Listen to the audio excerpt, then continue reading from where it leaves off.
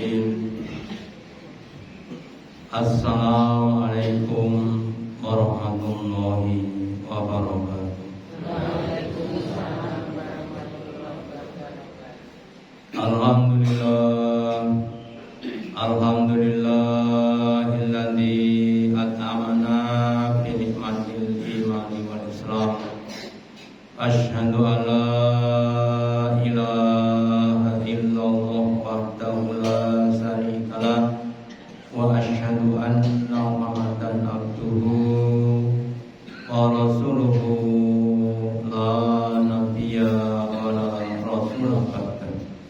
Allahumma shalli ala Muhammad wa ala ali Muhammad kama shallaita ala ali Ibrahim innaka Hamidum Majid.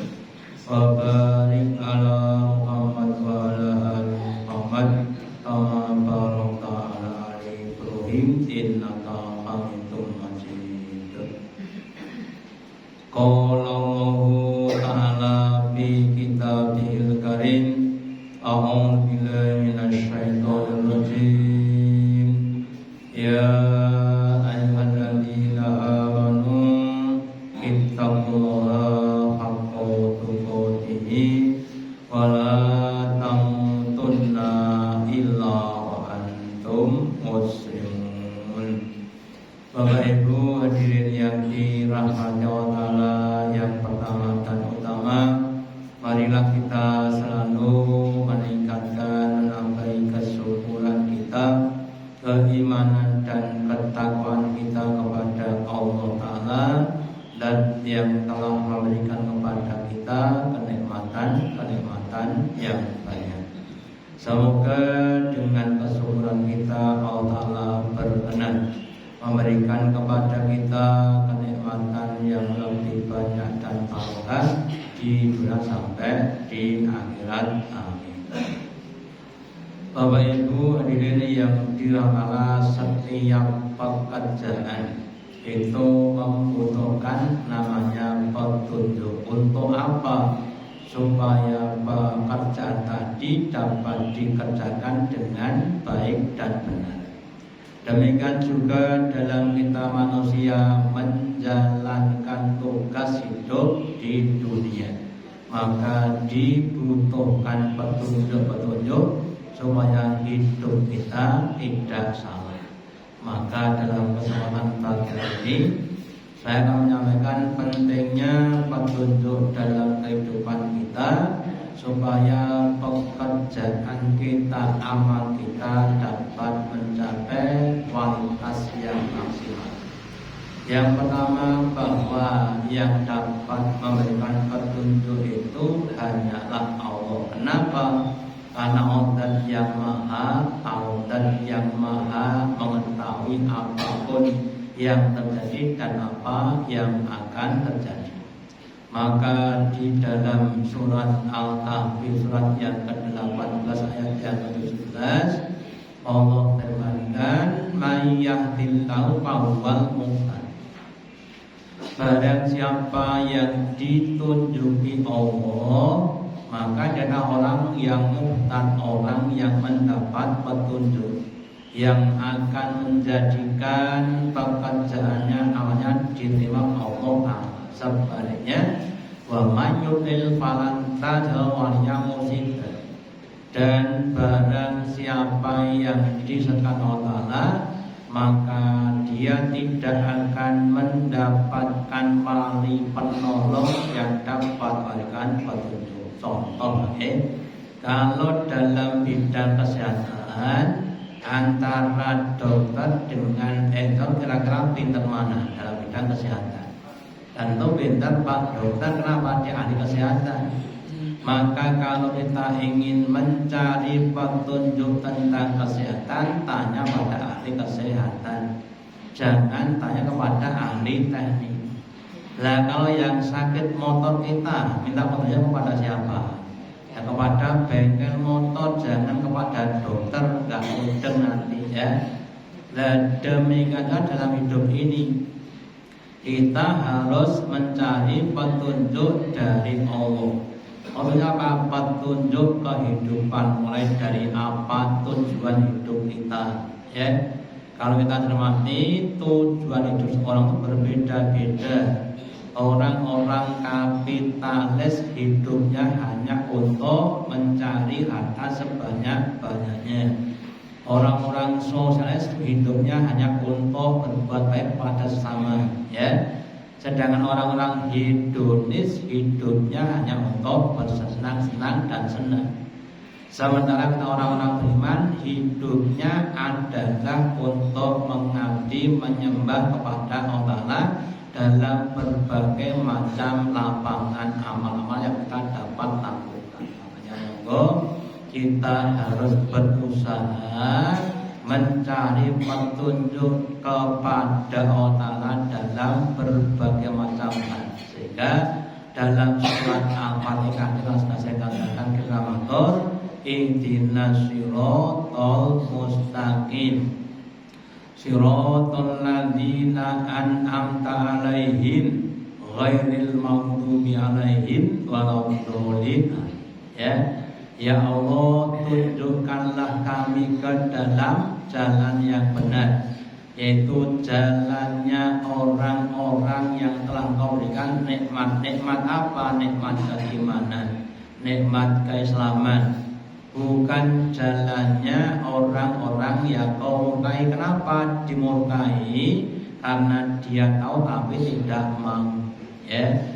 Walau dolin, dan bukan jalannya orang yang tersesat, yaitu orang-orang yang mereka tidak tahu tapi melakukan suatu perbuatan. Ya, ingat semua Ibu, dalam hal-hal tertentu yang kita belum tahu, kita minta kepada Allah Ta'ala dalam mengatasi masalah marah. Oh nanti marah apa dari? Oh pengen ya. Bagaimana cara ngatasi masalah marah? Kita minta kepada Allah dan Rasulnya. Oh kalau marahmu dalam keadaan berdiri, kamu duduk dulu. Ya, masih marah kamu berwudu. Kenapa? Karena marah itu dari setan, setan itu dari api. Api itu kalau kena air maka akan padam. Itu sebagai contoh untuk mendapatkan petunjuk. Kemudian juga di surat Al-A'raf Allah katakan may yahdillahu fahuwal muhtad. Ya, barang siapa yang diberi Allah maka dia adalah orang-orang yang mendapat petunjuk yang benar sampai bisa mencapai tujuan hidup, yaitu masuk ke dalam surga. Wa may yudlil faulaika humul khasirun, dan barang siapa yang dia disalahkan maka dia termasuk orang-orang yang rugi. Kenapa rugi? Karena semua amalnya tidak akan diterima Allah Ta'ala. Contoh, ada dua orang A dan B. Ya, A dan B itu sama-sama berdagang mencari sesuatu yang dia inginkan. Lah si A itu adalah berdagang dengan petunjuk Allah. Gimana caranya? Allah firmankan bahwa berdagang itu harus dengan cara antarotim minkum.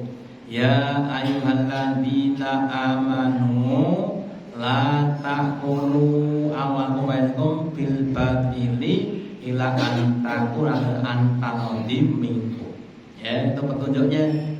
Wahai orang-orang yang beriman, kamu jangan memakan harta di antara kamu dengan cara yang batil, yang salah, entah dengan menipu atau jual beli yang tidak sah.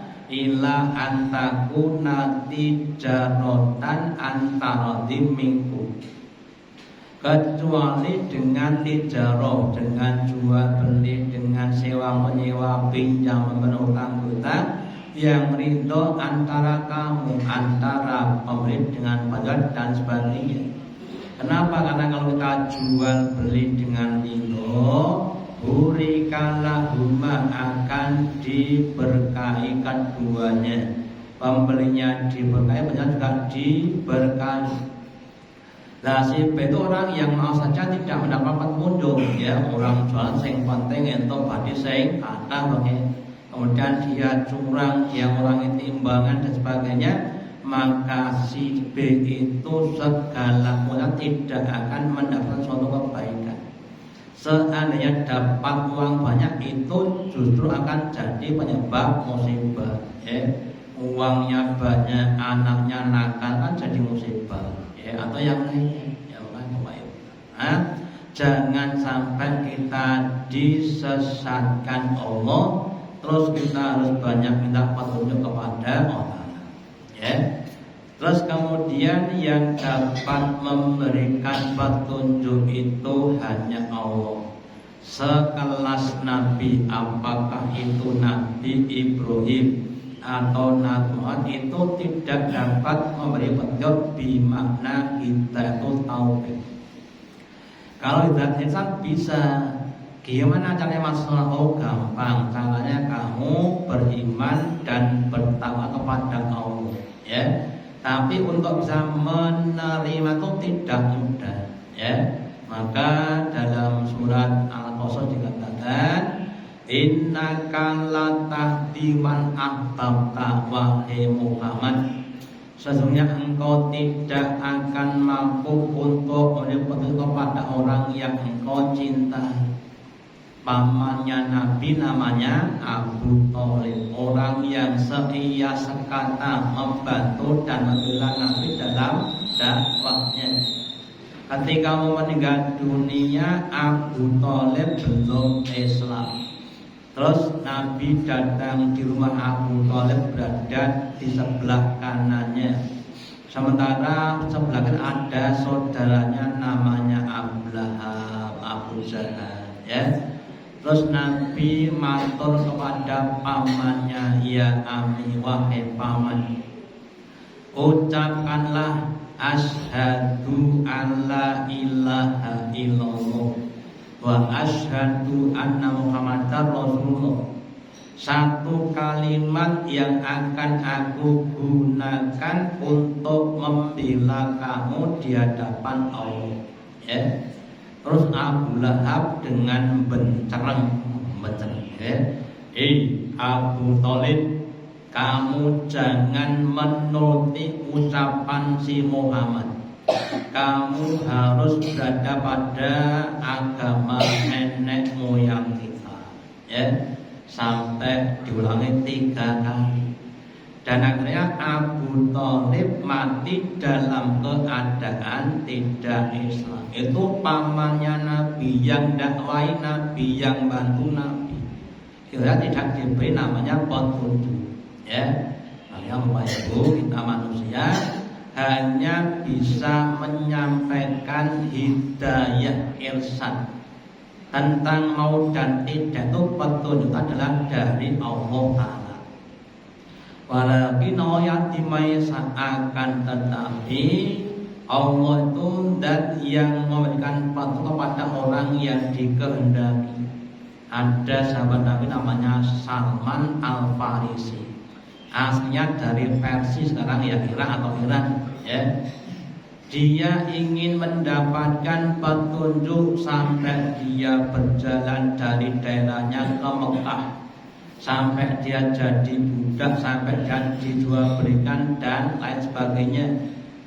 Yang akhirnya kemudian diberi petunjuk bisa ketemu dengan Nabi pada orang yang sangat jauh, Termasuk kita Bapak Ibu, orang yang jauh dari kenabian sudah sekitar 1400 tahun yang lalu Nabi itu, Tapi kita diberi petunjuk mau untuk Islam, Maka untuk disyukuri bahwa anau bil muhtadin, dan Allah dan yang tahu siapa yang patut diberi petunjuk. Jadi Bapak Ibu, kalau kita diberi petunjuk, artinya kita dipilih oleh Allah Ta'ala jadi hamba yang baik.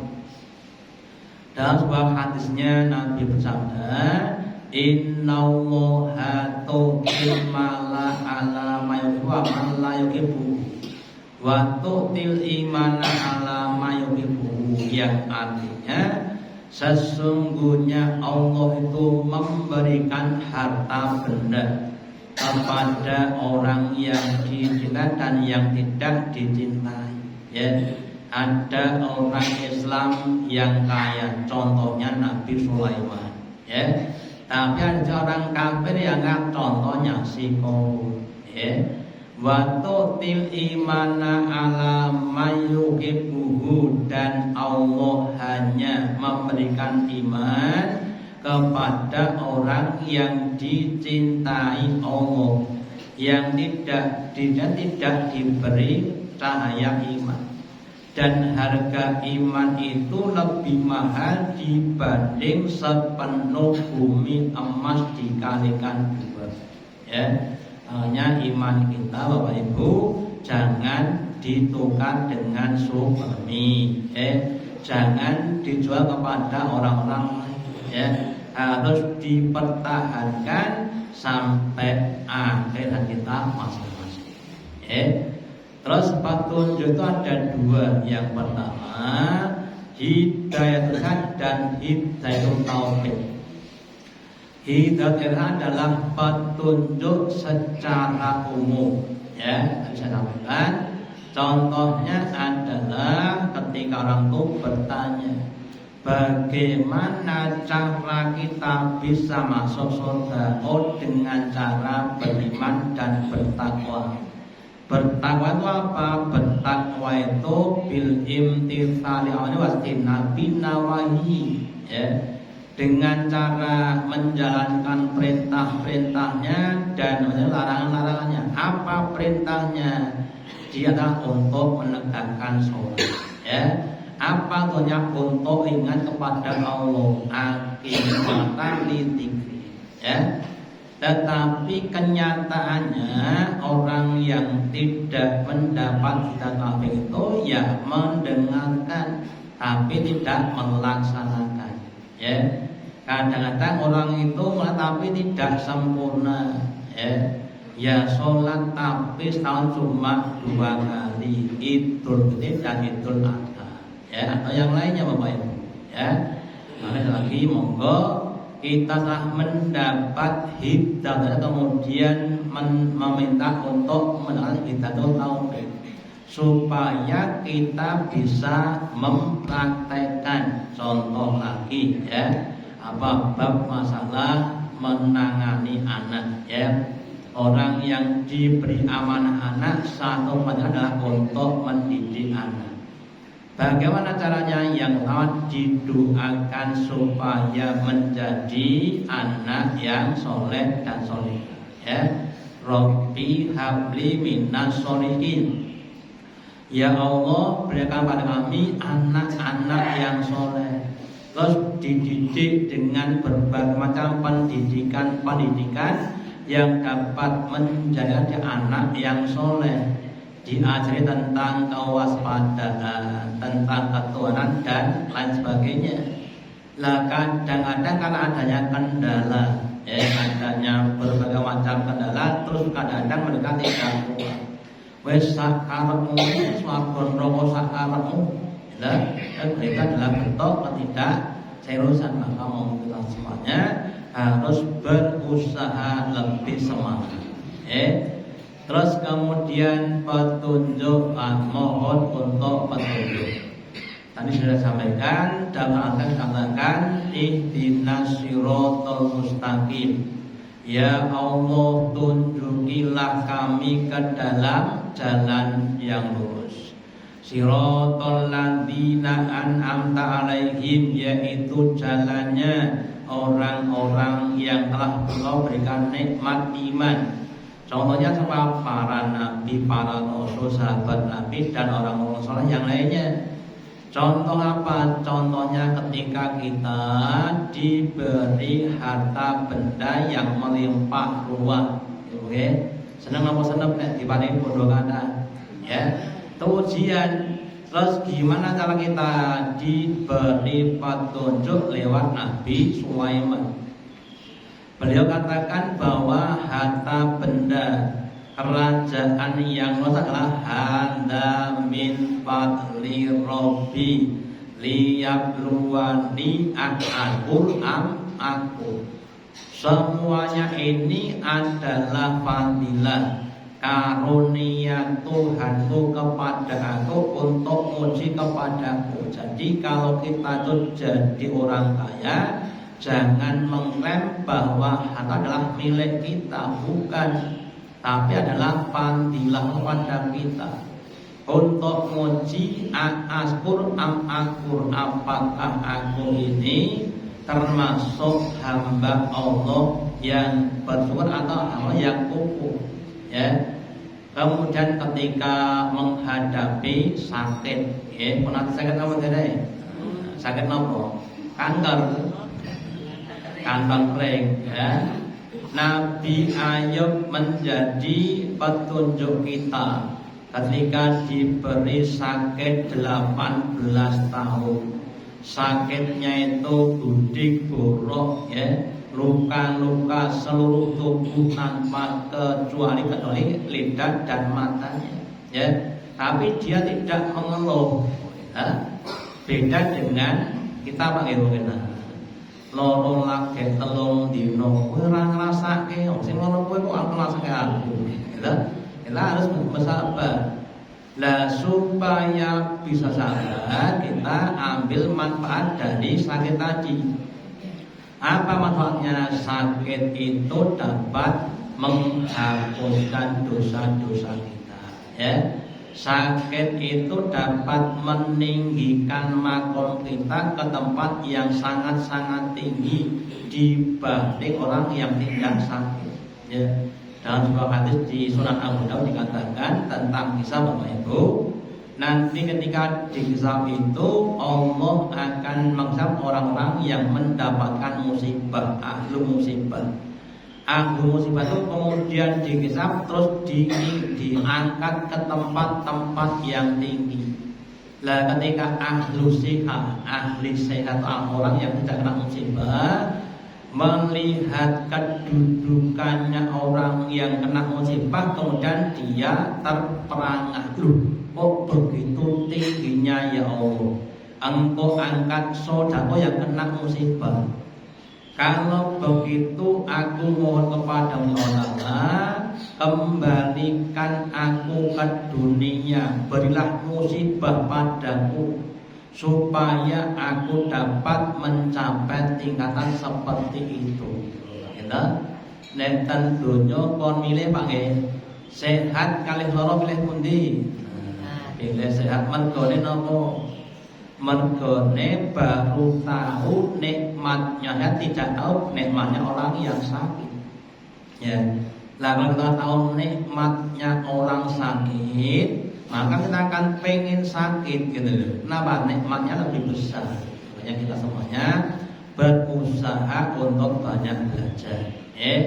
Ghairil maghdubi alaihim, bukan jalannya orang yang engkau murkai. Siapa mereka? Orang-orang Yahudi. Kenapa dimurkai? Karena orang Yahudi itu tahu tentang kenabian Muhammad, tetapi karena adanya hasad kemudian tidak mau menerima kenabian Muhammad, ya. Dan termasuk kita juga begitu Bapak Ibu, maaf saja termasuk saya. Kalau seandainya kita tahu tapi tidak melaksanakan, termasuk orang-orang yang akan dimurkai Allah Ta'ala. Makanya monggo yang sudah kita tahu tapi belum mampu, belum mau, harus banyak-banyak berdoa untuk diberi kekuatan, ya. Tahu fadilahnya orang yang tolabul ilmi, ya. Man kharaja min baitihi li talabil ilmi fahuwa fi sabilillah hatta yarji'a. Barang siapa yang dia keluar dari rumahnya untuk cari ilmu, maka dia berada di jalan Allah. Semua yang dikorbankan atau yang menimpa daya, semua dihitung sebagai pahala sampai dia kembali kepada rumahnya. Orang cari ilmu itu akan dimuliakan di hadapan para malaikat, dipamerkan. Loh, manusia hambaku yang dapat mau untuk mencari ilmu timbangan di hadapan para malaikat. Ya, namanya maka berusaha untuk mengistiqomahi dalam rangka untuk mencari ilmu. Terus berbahagialah orang yang mendapat petunjuk. Nabi sabdakan, qad aflaha man hudiya ilal Islam. Sungguh bahagia orang-orang yang ditunjuki kepada Islam. Kenapa? Karena apa yang akan dijalankan itu akan menghasilkan kemaslahatan. Contoh makan menurut petunjuk Islam, yang pertama yang dimakan adalah makanan yang halal. Ya, wa qulu wasrabu makan halal thayyiban. Dan makanlah kamu, minumlah kamu apapun yang ada di dunia ini, ya binatang, ya tumbuhan, tapi yang halalan thayyiban, yang halal dan baik. Jangan makan barang yang haram. Kenapa? Akan dampak yang negatif. Ya, contohnya orang yang makan barang haram, umpamanya makan daging babi. Ya, maka akan memberikan dampak yang negatif pada tubuhnya. Ya, sebagian mengatakan bahwa apa yang kau makan itu akan menjadikan tubuh seperti itu. Lah orang sering makan daging babi maka dia akan jadi seperti babi. Ya. Kemudian yang berikutnya, makan tidak boleh berlebihan, wala tusrifu.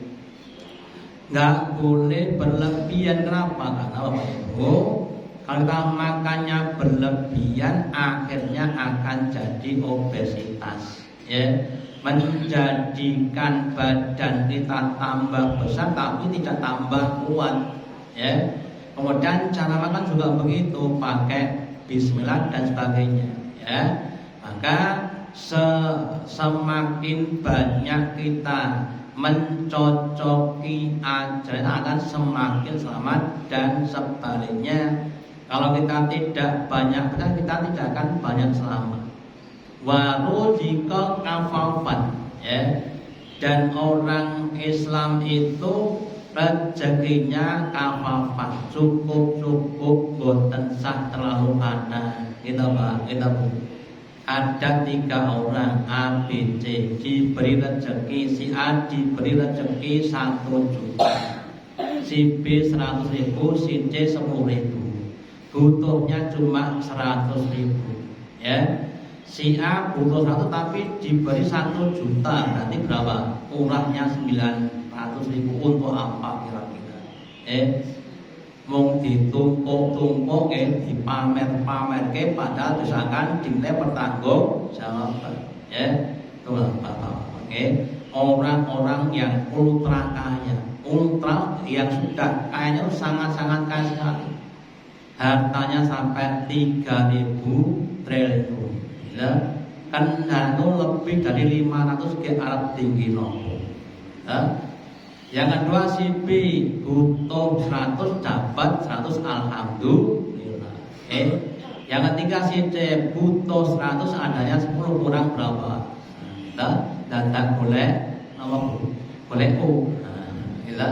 Dan boleh utangan. Makanya Bapak Ibu ini berusaha untuk mensyukuri rezeki yang cukup. Wa nabi, dan Allah memberikan rasa qanaah, rasa cukup dengan apa yang ada. Pikirannya itu tidak merawang kemana-mana. Sebagian alim Bapak Ibu berpendapat bahwa salah satu cara Allah menyayangi hambanya itu adalah Allah memberikan apa yang diinginkan itu cukup. Mboten sah nyun ngapunten, banyak contoh. Wong dahar niku jayak cukupe lak mung sepire nopo nggih. nek 5 sempurna kabeh dijupuk. Nasinya ada 3, nasi putih, nasi kuning, nasi uduk. Sayurnya 5, jangan loncong, bubur. Lauknya 10 kabeh dijupuk kakrak, kerupuk, bergedel, iwak dan sebagainya. Itu nanti akan berlebihan ya. Maka kemudian disimpelkan dan disimpulkan. Makan tak cuma untuk mengisi perut supaya dapat ibadah. Sedikit cerita. Saya pernah punya saya dari Mesir, yaitu di Indonesia nggak doyan makanan Indonesia. Kalau makan tuh dia ambil cangkir yang besar itu, kemudian dikasih gandum, kasih telur, kasih sayuran, blok-blok, kemudian dikasih nampan, kemudian dirundung makan. Okay. Jadi makan dan masak itu paling-paling 10 menit. Ya. Kalau kita masaknya setengah jam, makannya setengah jam, makan kali masak saja. Ini cukup dia gelundung itu, kan? Kemudian makan pakai minum selesai. Jadi simpel sekali. Ya, kemarin Bapak Ibu ini berusaha selalu minta petunjuk dalam berbagai masalah yang kita hadapi, dan semoga Allah selalu memberikan petunjuk, kekuatan untuk bisa berislam sampai akhir hayat husnul khotimah. Demikian yang dapat saya sampaikan sepada manfaatnya. Allahumma taqabbal minna innaka antas samiul alim wa tub alaina innaka antat tawwabur. Kita akhiri dengan doa majelis. Subhanallah wa bihamdika asyhadu an la ilaha illa anta astaghfiruka wa atubu ilaik. Wassalamualaikum warahmatullahi wabarakatuh.